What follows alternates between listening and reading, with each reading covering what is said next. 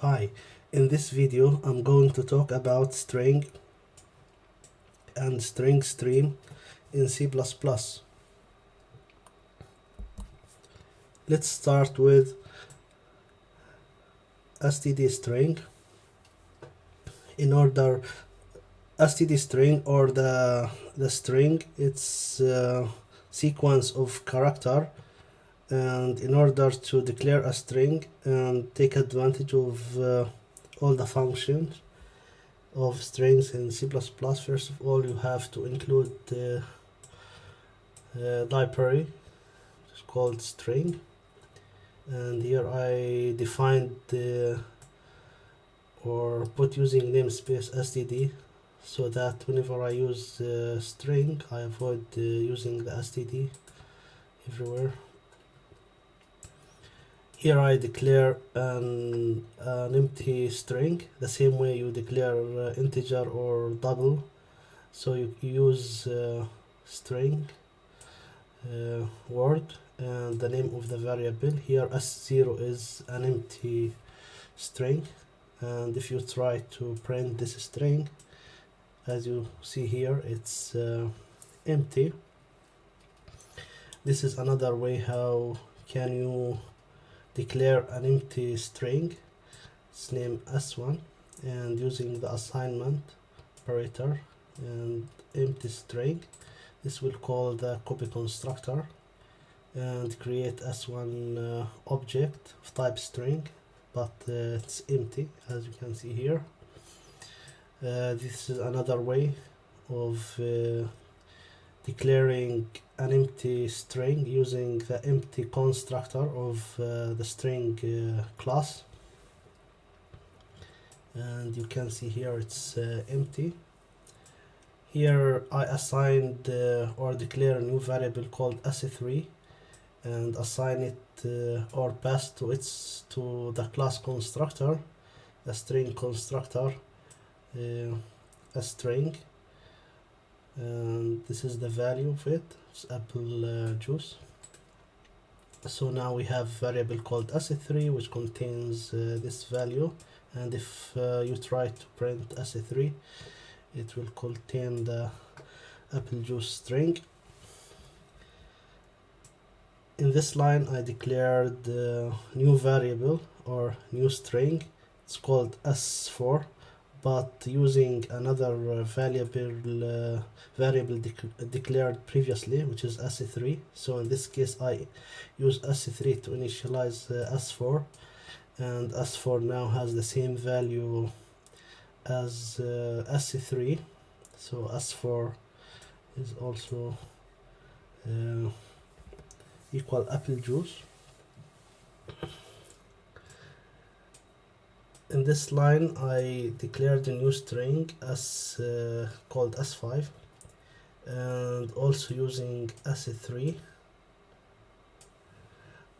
but here I mentioned the starting position from which in s3 from which I need to create the s5. So indexing start from 0, so if this is 0, 1, 2, 3, 4, and the space is 5 and j is 6, so this statement says create s5 from s3 but starting from position 6 until the end, and that means the juice word is the value of s5, as you can see here. This is the same as the previous line, but we added 3 here, so new variable called s6, and the starting position at 6, and this is the number of character I want to have on s6. So starting from position 6 and taking 3 characters, so position 6 is starting from here, 3 character is j, u and I, so s6 has 3 characters. This is another way of initializing string as 5. I'm saying assign 5 characters to S7, and every character is equal to A. So S7 now has 5 characters, and each character equals to A. And here I use the assignment operator, which will call the copy constructor to create S5 or S8. So S8 equal to lemon. You can see here. Here I want to show you like some operation used to manipulate string. In this line I declared an empty string called S. I use the assignment operator to assign a new value for S, which is this is. So S equal now this is, and plus equal this do concatenation. So plus equal good, so S will now equal this is, and it will concatenate good to it. So this is good, and if you try to print S, you can see here this is the full string, this is good, and the length of it is 12 character. Function s.clear, so clear will remove all the characters from the string, and after calling this function the size of the string is 0. And you can use the s.empty function to check if the string is empty, and it returns true if the string is empty, and it returns false if it has at least one character. In this case, because we called s.clear, so the string is empty, and this statement will be printed, as you can see here. After calling clear, s is empty, and this is what's printed, and s length equal to 0. Also, you can retrieve the C style pointer from the string, which is constant character star pointer, and using the function C underscore str, this will return constant pointer. And notice that it is constant, so that you cannot change the value of the string using this pointer. If you want a pointer that through it you can change the value, then you need to define it using assign new memory location for it using the new or allocate memory, then call another function which is strcopy to copy the string into that pointer. But in case I want just raw pointer, which is constant, and I can use function C underscore str, and here it's printed. So this function, this pointer contains the same value of S, which is apple. Remember here we assigned to S new value, which is apple. So this pointer now contains this value also. Here, how can you iterate over the string using the s.length? So starting from index equals 0 up to the length. This is the break condition, and for each character, see here how you can use those brackets to access the elements on the string. Every element is character, and here I call toUpper function. toUpper function is part of this library, so you have to include this library in order to use toUpper. And this loop will change every element inside the string from into upper case using brackets and equal and calling to upper. So if you try to print the string after that, it's capital letter. All of the characters are capital letter.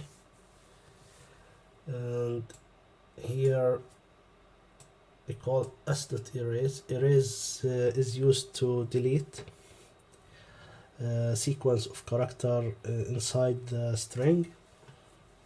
And s.begin, it's pointer, it return iterator or pointer to the first element in the string. +1 is the iterator +1, then it means it will point to the second element. So the iterator starts from the first character, which is A, and +1 it will point to P, and this is the beginning of the sequence, and the end of the sequence is begin +3. So this is begin, this is begin +1, +2, +3. So this is the last element, which is L, but it's not included. So this is the beginning for our sequence, which is begin +1 up to begin +3. So the two letters PP R will be removed, and after that, if you try to print the string, you see the two PP are deleted from the string. s.popback. Popbacks remove the last element in the string. So the last element is E, and after calling popback, the E is deleted and AL remains as a value of the string. Pushback, it will add or append a character to the end of the string. You can use this, or you can use the concatenation method used here using the plus operator. So pushback will add X to the end of the string. Now our string is ALX, and here I change the value using the brackets, the first element of the string into R. So A changed to R, and this is our new string. s.front retains the first reference to the first element in the string. So this is how can you print the first or access the first element in the string using s.front, or you can use the indexing method. So both of them prints the first character of the string, which is R. s.insert, this function will insert a sequence of character,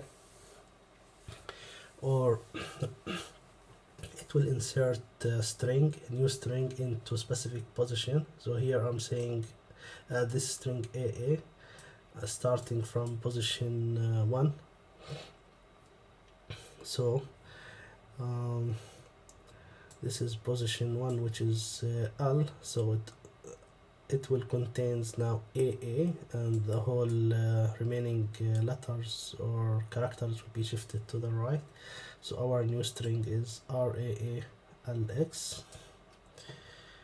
And here another way that you can use to insert using the iterator. s.begin means pointer to the first element, and 10, it's the number of character I want to insert, and this is the character, and this statement means insert 10 p's at the beginning of the string, and the rest of the string will be shifted to the right. If I want to access the last element of the string, you can do it using the indexing method, using the bracket. As.length -1 is the index of the last element, and also you can do s.back, which return reference to the last element of the string. Both of them will return the last element or last character, which is x. std string search. Now if I want to find some character or string inside this string, how can I do that? Let's first of all define a new string called s, and I assigned it to this value. Hi, my name is Tom, and the length of this string is 20. So s.find, it will search or try to find this is space character here. It will try to find the first position at which the space is located. If there is no space character in the string, it will returns no position. You can use this notation to indicate there is no position. And in this case, our string, it has a space, and this is the space location, so its index is 0, 1 and a comma 2, then the space is 3, so s.find will return the value 3, as you can see here.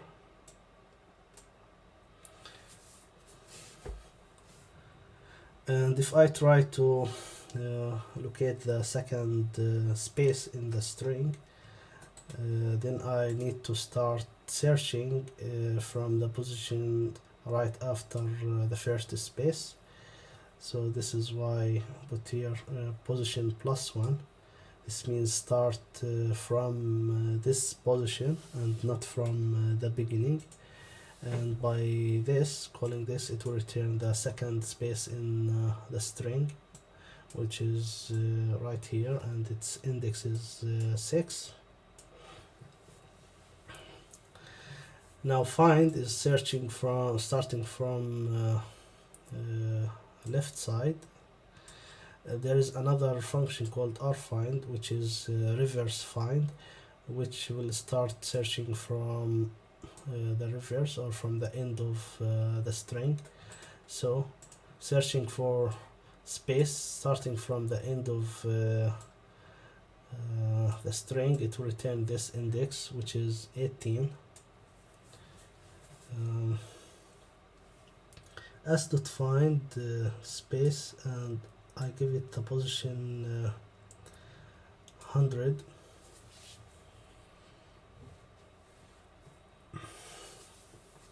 So the 100 is out of our string length, it's out of range.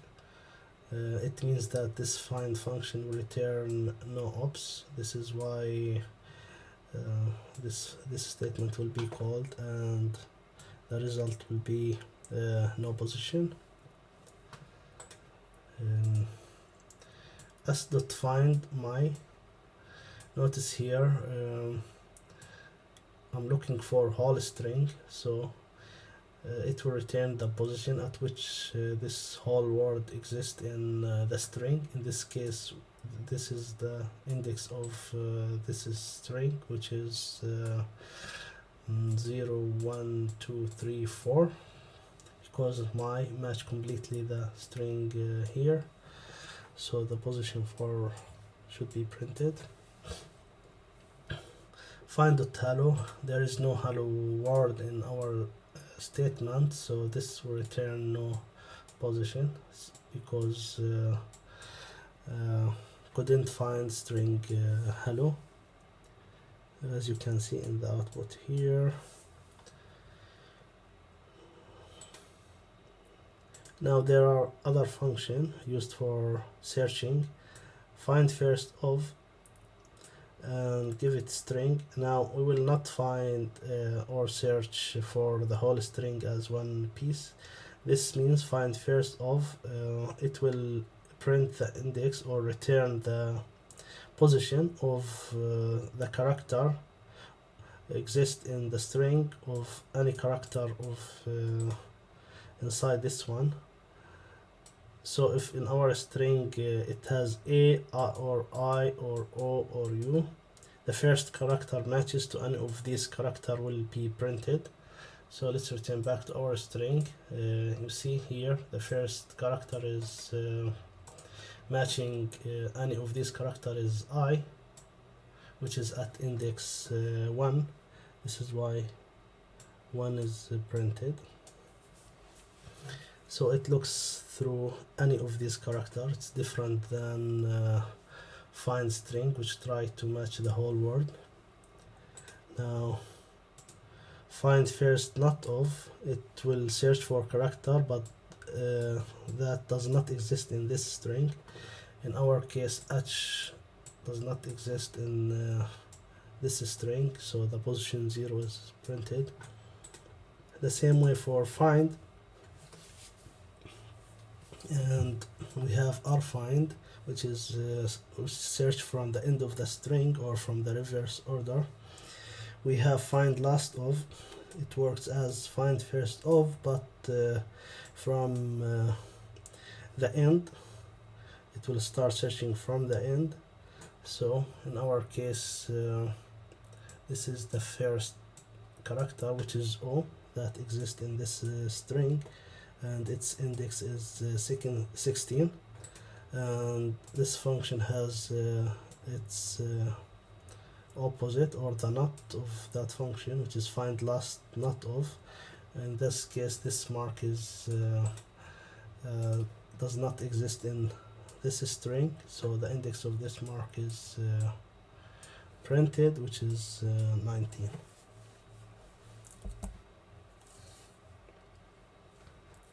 Substring function used to retrieve substring of our string without affecting the original string. Example, here I declared variable of type string s, and this is its name or its value. My name is Adam. The length of the string is 15. S dot substring 3, it will return copy of string starting from position 3 up to the end of the string. And in this case, the new variable substring will contains name is Adam, as you can see here. And if you try to print the original string s, you can see it's not affected by calling substring. Here is another example of calling this function substring, and here I define the first position, and for means get 4 characters. So we start from this position. 4 characters is the word name, so substring 2 will have the word name on it. Now calling this function with the same starting point, and I need 100 character, but our string does not have this number of characters, so that it will return the characters that the strings contain at up to the end. So it will return this string, the whole string starting from the name. So if you try to print the substring or that return from this call, its name is Adam. So this is correct or valid operation, even though the 100 is bigger than our string length. and it will stop returning when it reach the end of the string. While if you try to call with the position that is out of our string range, in this case the 100 is outside the string range, this will throw an exception, std out of range. So always you have to put the start position in the string range. s.erase 3 4, this will tell to remove characters from the original string s. So it will remove starting from position 3 4 characters. So it will remove this word from s. Now s equal my is done, and replace used to replace sequence of character by string defined here. This is the first position, this is the number of characters, and so is will be added to our string by replacing those two characters starting at position is. So this is our new string my, and you see here is with capital letters replaced is with the small letter.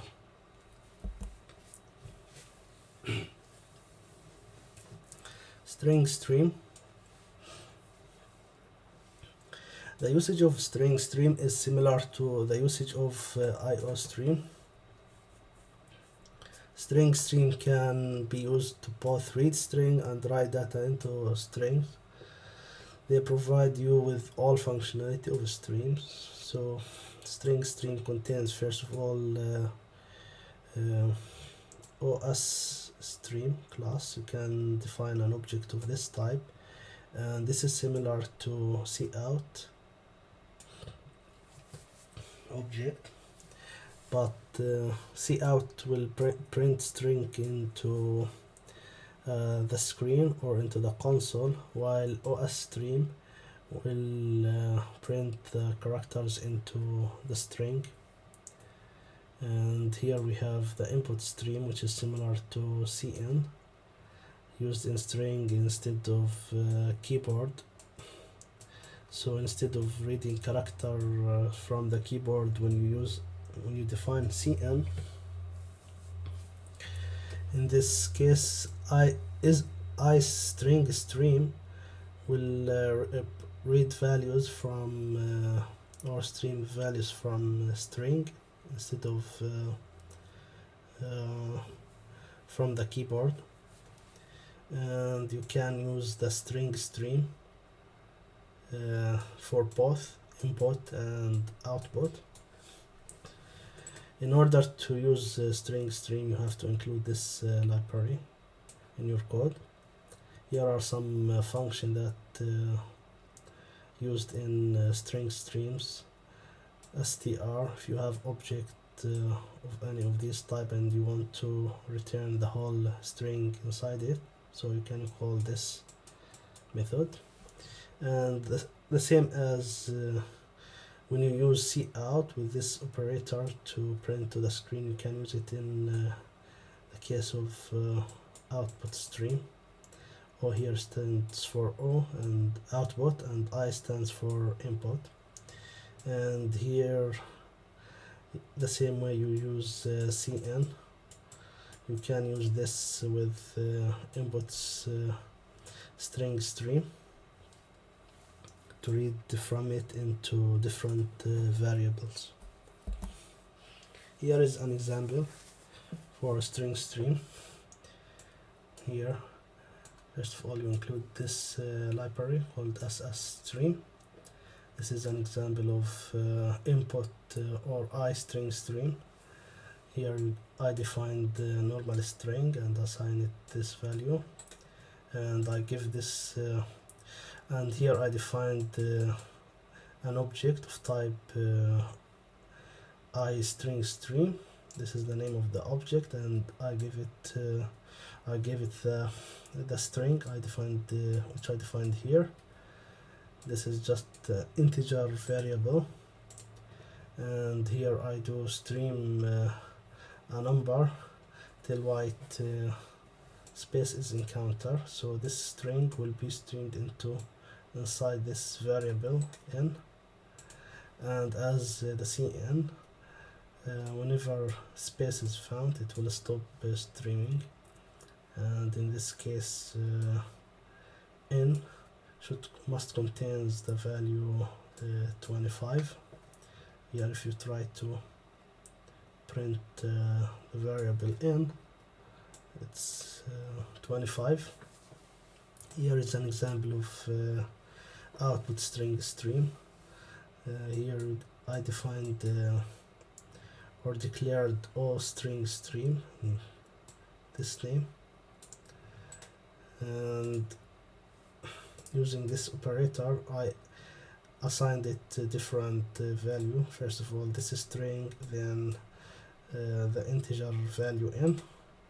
So I stream all these value inside this stream, and if you want to retrieve back the string from inside the stream, you can call the function .str, and it should return the concatenated or the concatenated string and the value we streamed inside this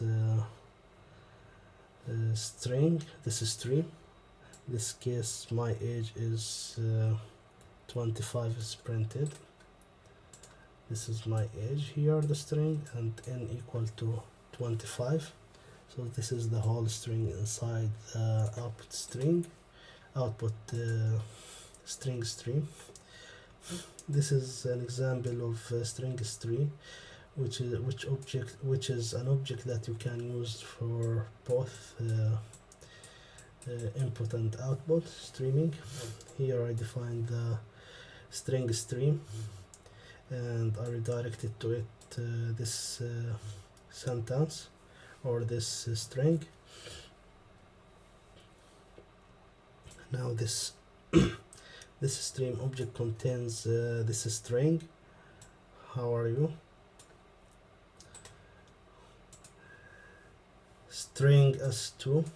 And now, so this is for output streaming, and here for input streaming. So I stream from the stream object into the variable s2, which is string empty string here.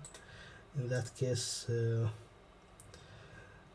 it will stream until the first space is found.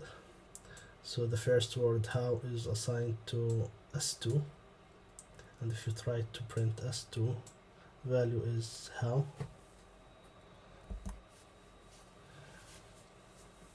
Let's start with some question that covers string and string streams. First question is if you want to remove extra spaces from string. Let's say we have this string and it has spaces in at the beginning, spaces at the end. So we should remove these spaces because they are extra spaces. Also here, if you have 2 or 3 spaces, it should be 1 space. So how can we do that? First method is using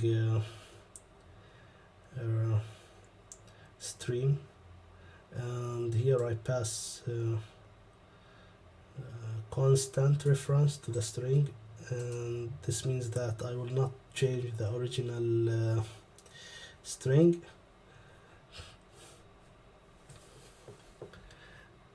Here I define temporarily string and the result 1. So this method will return the string that is manipulated. There's no extra space inside it.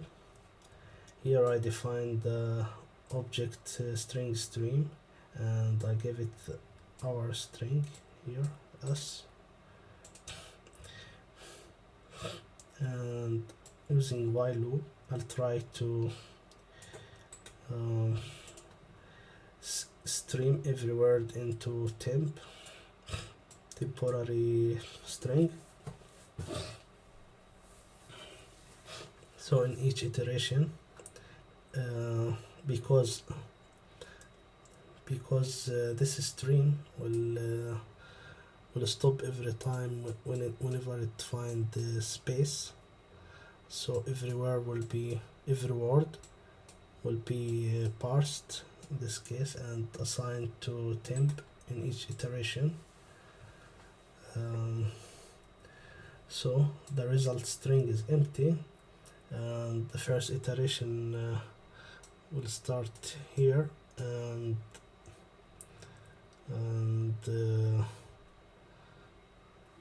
stop at the first space, so it will continue without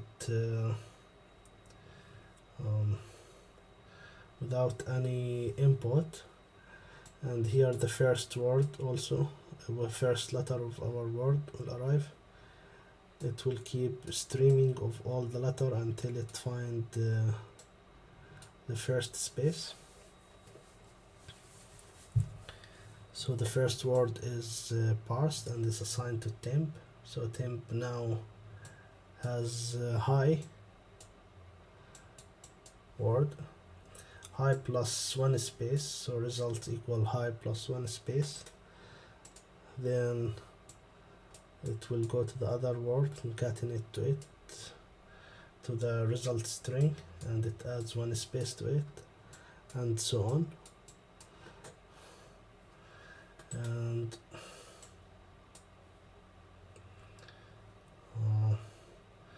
this line, if not result.empty, result.pop back, because the last time you append to the string, you append it with one space, so the string has one space at the end, and this will remove the last space from the string. And here, calling this function, first of all, it will not affect the input string, and all extra spaces are removed by taking the words, every single word, and concatenate it to the next one. Here is another function. In this function we do it in place. We remove the extra spaces from the string this is why we're passing it by reference. The first piece of code will remove the spaces at the beginning. So define the iterator that points to the beginning of the string, and I'll keep moving until while our value is equal to space. So this means dereferencing, like the character equal to space. So while the character equal to space, do remove this character using the function erase, and the result from this function returns the pointer to the next character. So first it will find the space, it will remove it, and it will return the pointer to the next space. So it will iterate over all of these until and remove everyone. This piece of code will do the same, but with the end of the string. So it will remove all the spaces from the end of the string. How can we do that? First of all, define an iterator that points to the end. End here means excuse me, Dot end will point not to the last element of the string. Dot end will point to the element that after the last element. So in order to point to this last element, first of all I call the function std_prev iterator. This will make the pointer point to the last to the previous element of the end, which is the last one. And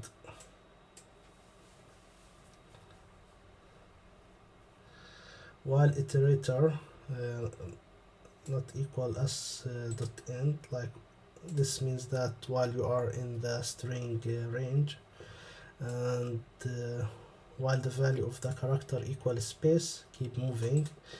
And in this case, erase the character, and so it s dot erase will remove the space, and it will return the pointer to the next character, which is in this case the end.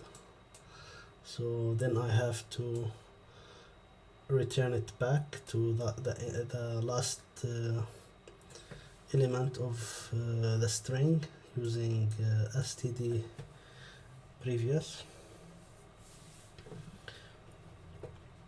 and calling this loop will remove all of these extra spaces from the string.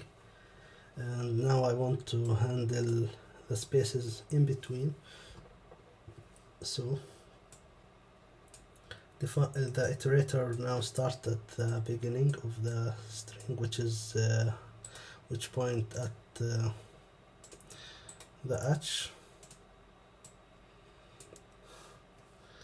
character, and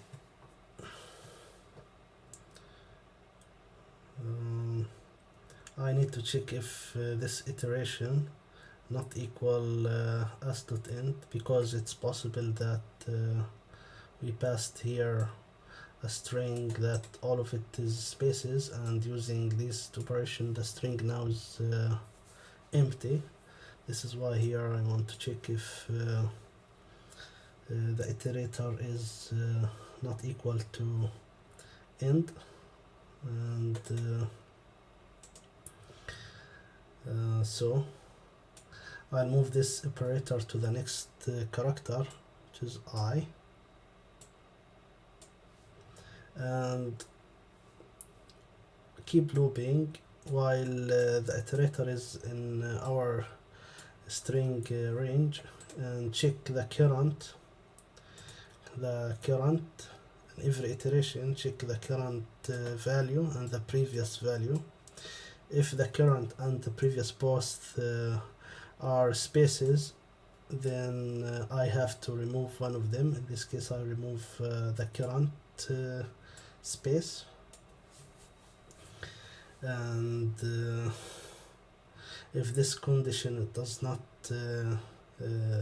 meet or doesn't happen, then I just want to move the iterator to the next character, and by this, with every two spaces I remove one of the two spaces, and at the end I'll have one space between each word, so that now if you call this function and pass it the string s, you see all extra spaces are removed. Question number 2, split string based on delimiter. So if we have string and it has multiple words, and I need to split these words based on the delimiter defined as parameter.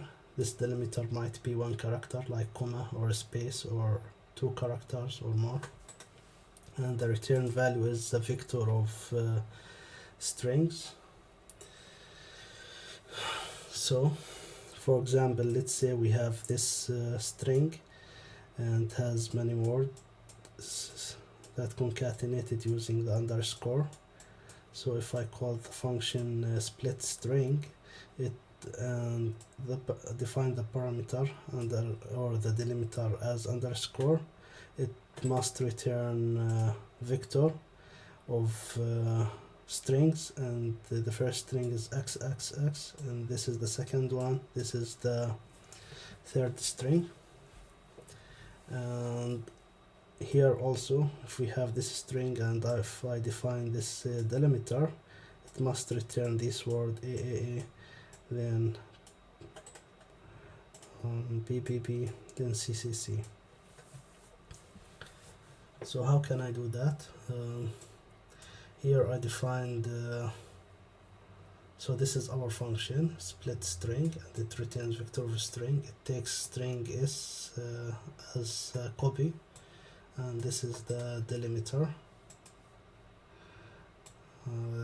It's better here to define it as constant reference, because we don't want to affect this delimiter, and we can pass it by reference at the same time, so no need to pass it by copy. Anyway, first of all, let's define our vector results that will contains all the words.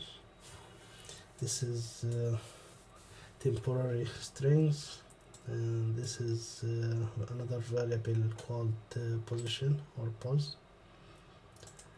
And here I try to search for the delimiter using the function find, and the function find will return the first match for the delimiter and assign it to the position. If it's found, it means the value it's not MPOS, and in that case, if the delimiter is found in the string, first of all assign to the temporary temp string the first string by calling substring 0, which is starting from the beginning, so until the position of the delimiter. So the first word will be pushed to the vector. Then I will remove the whole characters from the string, the word plus like start from 0 up to the position plus the delimiter length, because I want also to remove the delimiter from the string. And now our string is starting from y character. So in the next iteration it will do the same. It will search for the delimiter, and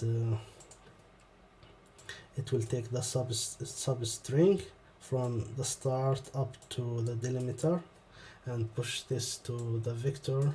Then it will remove the delimiter with and the word from the string, and it starts from the position after the delimiter, and so on so forth. And at the last iteration, our string, because there is no delimiter at the end, so our string will have the last word. This is why here it checks if string is not empty. It will push to our vector the last word, which is inside the string. And now if you try to call print vector is just the function to print the elements of the vector. If you try to print the result of print split string, so this now the vector contains 3 words xxx, yy, z, and the same case here, it will contains 3 words AA, BB, CC. The last question is if you want to parse all integer numbers from equation string, let's say we have an equation this format that has integer values and has spaces and any operators like plus, minus, and the division operator. So how can I retrieve a vector of all numbers that exist in this equation? Here's my function to return the vector of integer. Function name is parse numbers, and I give it the string by value, pass it by value. This vector will hold our results. Here I define iterator to the beginning of the string, and in each iteration I'll advance, or first of all I'll check if the character is not in this range, which is 0, 9. It means this is not a number, and then replace this character with a space and move the pointer, so the whole this whole loop will replace every non-number character, which is plus, minus, or division, by space. And using the Stringstream, the same way we did previously, we will parse every word or value into an integer called n. So here it will start streaming the string, and it stopped when it sees space. So 55 will be the first number, and it will push it to the vector, then 4, then 34, then 2. As you can see, this is the final result of calling this function. That's all. Thank you for watching.